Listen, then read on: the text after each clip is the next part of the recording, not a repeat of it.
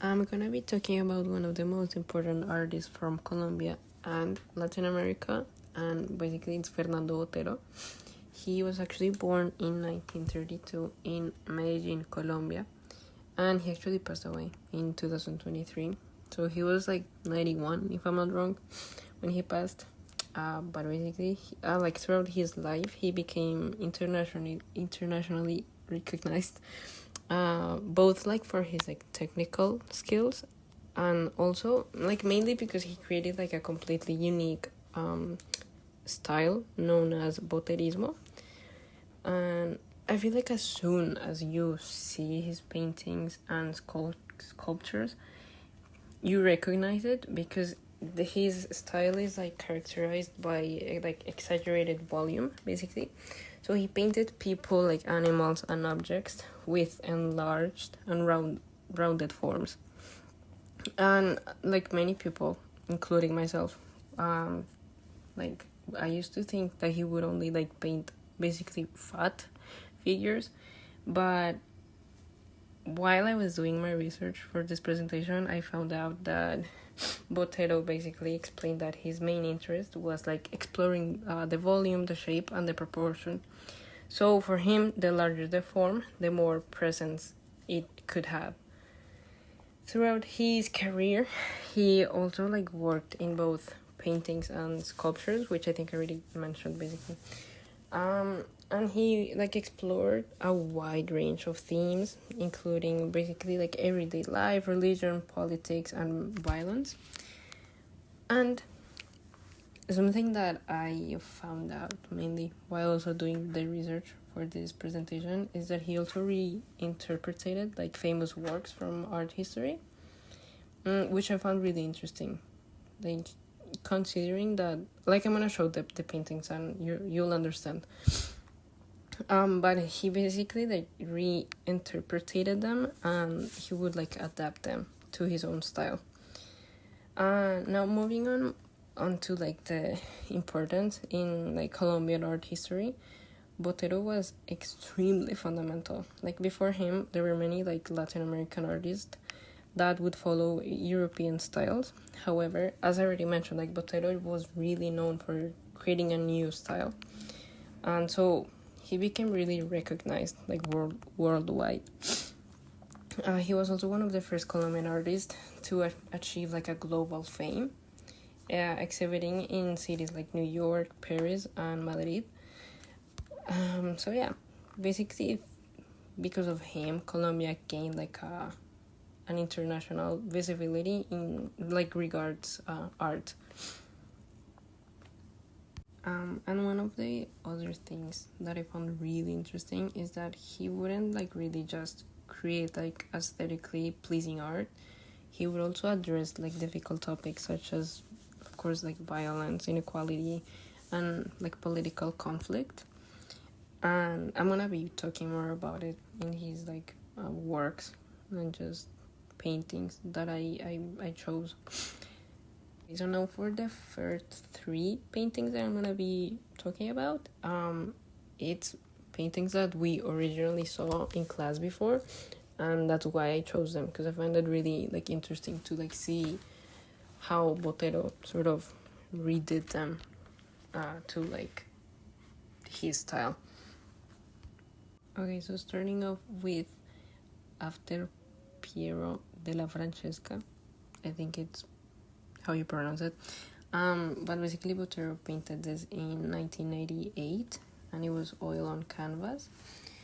And I mean, it's basically the painting we already saw, right? That was originally made by Piero della Francesca. And basically, like, Botero takes like a historical European figure and transforms it using his exaggerated style. And it's really interesting how he doesn't simply like copy the original, but he generally like reinterprets it.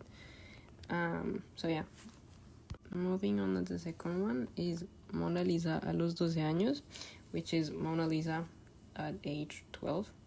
Botero painted this in 1959, and it's also a oil on canvas, and it's basically the same thing that happened before. Like he just reinterpreted the painting and used his signature style. And I think this is one of the most known paintings of Botero. Moving on, we have after the Arno Filny van Eyck, sorry, and Botero painted this in 1978. Once again, it's the same thing that we already saw, and he basically reinterpreted the painting. But I found really interesting how the original piece, as we saw in class, it had so many details, mainly like within the mirror and the chandelier on top, and the dog as well. And I feel like Botero's version, I find it really funny, like how huge the hat is and how simple it is, like, because we don't, I mean, the mirror is so different from the original piece. So I honestly saw this painting and I laughed a bit because it's so different, and in comparison, like, the original piece has so much detail. So, and it's one of the paintings that I have most liked that we like have seen in class, so I found it funny. Moving on to Botero's original work, the first painting that I chose is Abu Ghraib, I think it's pronounced, but 44. And this was basically a large series that Botero basically, he was like inspired by the abuses that took place in the Abu Ghraib prison during the Iraq War. But Botero painted this in 2005. Once again, oil on canvas. And basically, I found it really interesting because I couldn't really find many of the paintings that were part of the series, but I found it interesting because Botero doesn't really portray his style anymore as something funny or humorous, and instead he really portrays the pain and the suffering. And I mean, I feel like you can see how the figure just appears extremely vulnerable, and especially being naked and in like humiliating positions, as well as having his face covered, mainly his eyes covered. So yeah, basically I found it really interesting, like the emotions that it really portrays. And Botero basically created this series after seeing like real photographs of the abuses, and he sort of felt this like responsibility to denounce these events, as often he did with his paintings. Moving on, we have Gato, which is basically cat. It's the cat, and it's made out of bronze, and it's really huge. Honestly, I think it's located in Barcelona, but I mean, it doesn't really have much of a meaning, and it's really big. I mainly chose to do Botero because, first of all, he's Colombian, and I wanted to do something related to my culture. But as well, I remember when I was like in 3rd grade, I had to do some sort of artwork, and I tried to make the exact same thing. Like this cat wasn't quite able to do it, but yeah, that's why. Like that was one of the reasons that I chose to do this artist as well. And the next one is El Caballo, which was made in 1992. And this one, if I'm not wrong, it's located in Chile, if I'm not wrong, because Botero basically like gifted it to the city, if I'm not wrong. It's also in bronze. He was really known to, like, his sculptures were mainly made in bronze. But yeah, these two don't have much of a meaning that I could have found. But basically, he just really captures his style, like his known style. And moving on, we have El Pájaro. This has more of a meaning and a long story, and it's basically how the original piece was done in 1990, again in bronze. And basically, oh, by the way, El Pájaro means the bird, clearly. But basically, he did it and he gifted it to the city. This one is located in Medellin, Colombia. And basically in 1995, a bomb basically exploded, and this attack caused obviously multiple deaths.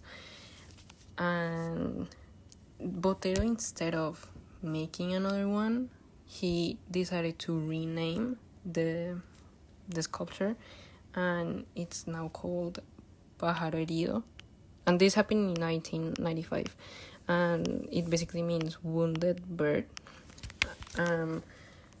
So this was more of a political message, I would say, because he, instead of trying like to make a new one, he decided to genuinely just rename it and leave it as it was.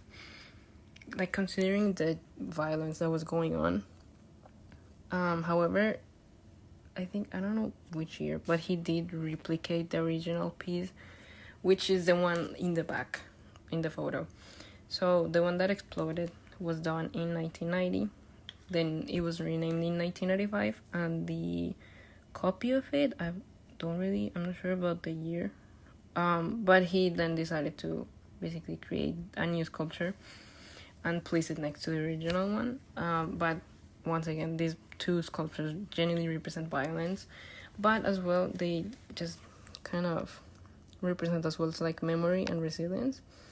And it did become like a powerful symbol in Colombian's like recent history. Moving on, we have La Muerte de Pablo Escobar, which is the death of Pablo Escobar. He painted this one in 1999. Once again, it's oil on canvas. And this painting basically represents like the fall of Pablo Escobar, clearly.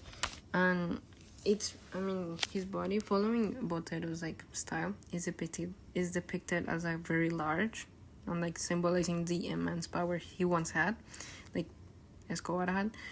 And however, he's also shown falling, representing as well the collapse of that power. But it is important to clarify that Botero didn't like glorify Escobar, as some people might believe. Instead, he would like, I feel like you can also see it, he portrayed him as vulnerable. And it was, I feel like no one can quite imagine how harsh of a time or like period it was in Colombia. Not even myself. But from the story of how he died as well, he basically generally died in a rooftop. So that's why in both of these paintings, he, like Escobar, is portrayed painted on like dead on the rooftop, because it's exactly how he died. But the next painting is Pablo Escobar Muerto, which is Pablo Escobar dead.